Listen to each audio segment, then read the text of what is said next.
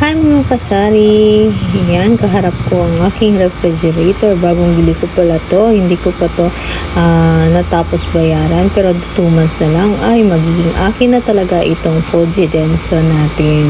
So may freezer din to siya guys. Ayan, yan yung nilalagyan natin ng yellow.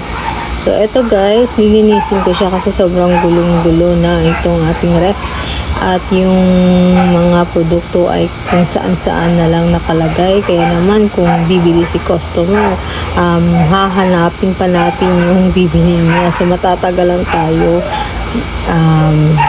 ibigay yung gusto niyang bilhin. So yan, ngayon inayos ko na. Tingnan nyo, maayos na yung pagkalagay ng mga produkto. Madali nang makita at maibigyan na natin ng mabilis din kay customer yung gusto nila.